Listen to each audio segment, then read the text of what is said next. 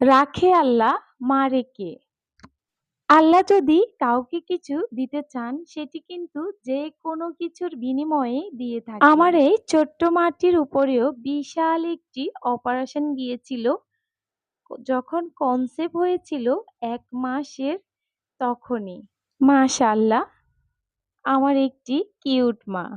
সেই পেটে ১ মাস বয়স থেকে কিভাবে যুদ্ধ করে এই পৃথিবীতে এসেছে জানতে হলে আমার ভিডিওটি পুরোটাই দেখার অনুরোধ রইল। এই বেবিটি যখন কনসেপ্ট করেছিল ১ মাস বয়স, তখন কিন্তু তার সাথে আরেকটা তার ভাই নাকি বোন জানি না কনসেপ্ট হয়েছিল। ২ টা টিউবে ২ জন ছিল। মানে টুইন বেবি কনসেপ্ট হয়েছিল। বেবিটির মা ছিল আমার বোন। তো আমার বোন কনসেপ্ট করেছে কিনা ১ মাস পর্যন্ত সে জানে না। হঠাৎ তার পেটে প্রচণ্ড ব্যথা। চলে আসে ডাক্তারের কাছে। ডাক্তার কিছু পরীক্ষা-নিরীক্ষা করে বলতেছে, "আপনি কনসেপ্ট করেছেন, কিন্তু বাচ্চাটি নষ্ট হয়ে গেছে। এখন বাচ্চাটি টিউবের মধ্যে আর কিছু ব্লাড জমে চাকা হয়ে গেছে। সবকিছু মিলিয়ে এটি ডিএনসি করে বাইর করা যাবে না। আপনাকে দ্রুত অপারেশন করানো লাগবে।"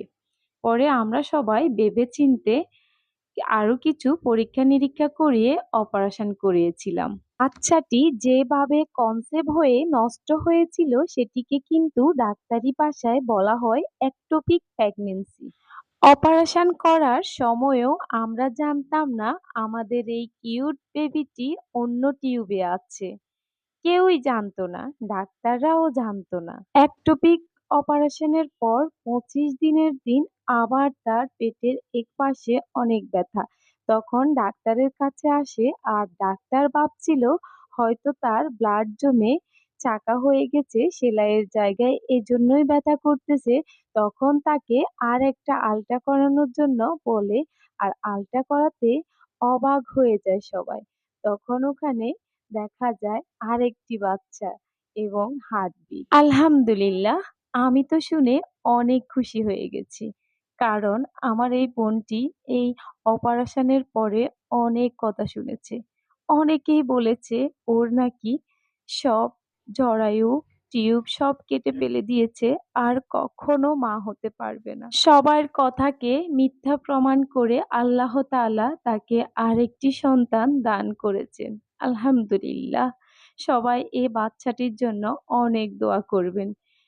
এই বাচ্চাটি অনেক বড় বিপদের হাত থেকে বেঁচে এসেছে।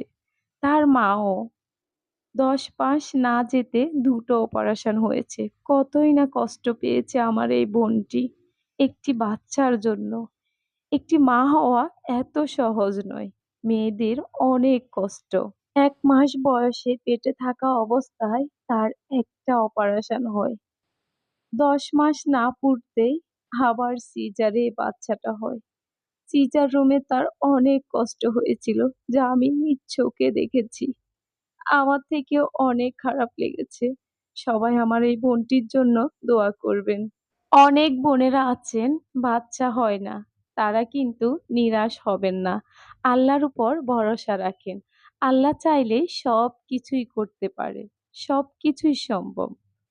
আর আমার এই ভিডিওটি চাইলে আপনাদের আত্মীয়স্বজন, পরিবারের সাথে শেয়ার করতে পারেন। হসপিটাল রিলেটিভ কোনো ভিডিও যদি আপনারা দেখতে চান তাহলে আমার এই চ্যানেলটি সাবস্ক্রাইব করে আমার পাশেই থেকে যেতে পারেন। যারা এতক্ষণ পর্যন্ত আমার সঙ্গে আছেন চাইলে কিন্তু আমার এই কিউট মাটির জন্য একটি লাইক দিয়ে দিতে পারেন। আজকের মতো এই পর্যন্তই। সবাই ভালো থাকবেন, সুস্থ থাকবেন, নিরাপদে থাকবেন। আল্লাহ হাফেজ। আসসালামু আলাইকুম।